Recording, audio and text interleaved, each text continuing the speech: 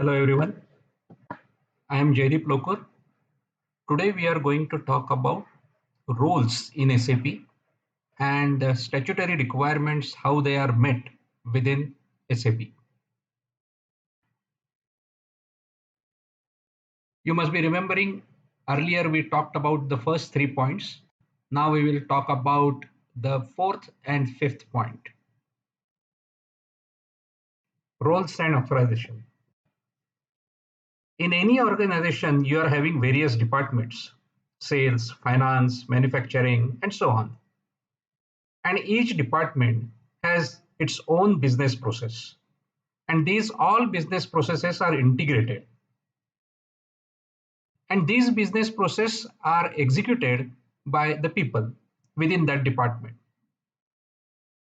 So those people within that department has some roles. For example, in finance you will be having general ledger accountant, accounts payable accountant, or accounts receivable accountant. You may be having external auditor, treasury risk manager. When you talk about manufacturing, you need to have a BOM engineer. It means that the bill of material, right? For any product, when you manufacture, you will be doing the bill of material for that. What is bill of material? We talked about one of the example earlier.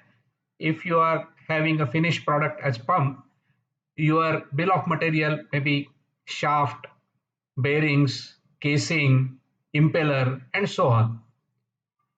You will be having further bill of material for shaft as well, right?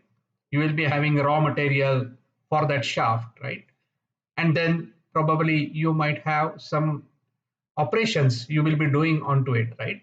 Which again has to be linked to your manufacturing process. But essentially, you need to have a bill of material. Somebody is responsible for that. And for that, the role needs to be there. The recipe developer, production planner, quality engineer. There are so many roles in manufacturing as well, right? In sales, you will be having sales representative, billing clerk, order to cash process manager, sales manager, right? This is not exhaustive list I am talking about, but I am giving just a glimpse of there are various roles in each of the department. Procurement, there is a strategic buyer, there is a purchaser, right? In a supply chain, you will be having shipping specialist, you will be having warehouse clerk, inventory manager, and so on. Additionally, for each industry segment, also you may have a specific requirement, right? Depending on that particular industry, you may be requiring a very specific master data specialist for business partners, that is your customers. For products, you may be having a specific role for that. You will be having analyst specialist. In retail, when we are talking about, you require allocation manager. In wholesale, you may be having a requirement of a settlement clerk. In insurance, you need to have an insurance underwriter. Higher education, there is a student, professor, faculty member, and so on. All these roles have their own functions.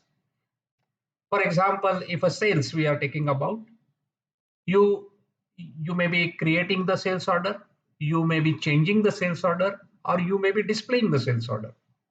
Depending on the role, you will be having the authorization for that. So there is a different transactions for create, change, and display. Now, when we're talking about these roles and authorization, uh, let us take example of purchase. Within purchase, you may be having authorization to create a purchase order, but at the same time, you will be having authorization to create a purchase order up to $1,000 or €1,000 or ₹1,000. If you are a senior, then probably you may have authorization for $10,000. And probably as you go on hierarchy based on to your business process and business process requirement, you may be having authorization for your VP for 1 lakh or more. Similarly, when you are working on the projects, then you need to release the budgets. So the authorization to release the budget it is having with a project manager, for example, right? Now, we have understood these aspects, right? Uh, Let us take example, if a salesperson, when he is actually dealing with the customer, if he feels that I need to give more discount, he cannot give by himself. The master data is maintained for that. There is a pricing strategy which has been maintained within our organization. And as per those rules and regulations only, a salesperson should act upon. At the same time, you should be able to give a liberty to that salesperson within a certain range he can give the discount. So all these aspects are covered into the roles and organization. Since 2015, S4 HANA has come. And in S4 HANA, you are having Fiori applications. They are role-based Fiori applications. Means as per your role, you will be displaying the tiles. Earlier, you used to remember the transactions. For example, when you want to create a sales order VA01, you want to change the sales order VA02, like those all transactions you have to remember. But now with the Fiori, you will be getting a tiles into which it has been written, create sales order. If you are authorized for that, it will be displayed on your machine, right? Or your handheld. So essentially the Fiori applications, what is the advantage of it? They are flexible, they are simple, they are convenient, and they are with machine intelligence. So a user can do his work seamlessly and he will be able to do his work very efficiently. So with this, our objective is that we have to maintain those roles and authorization. They should be consistent, they should be intelligent, and they should be integrated. So by now, you must have understood what are the roles and authorizations, and these all aspects are covered as a part of a SAP solution, which is why SAP is the leading software for many of the leading organizations. Now, we will talk about statutory requirements. The business spread. Your business might have spread across the globe, right?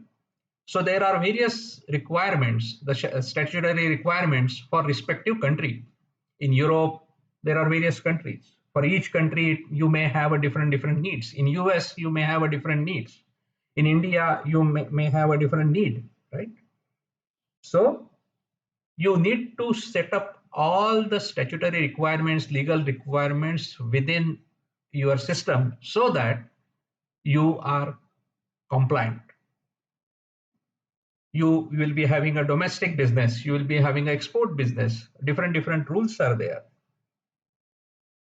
In Europe, if you go, there is a commissioner model, which is you need to set it up within the system, right?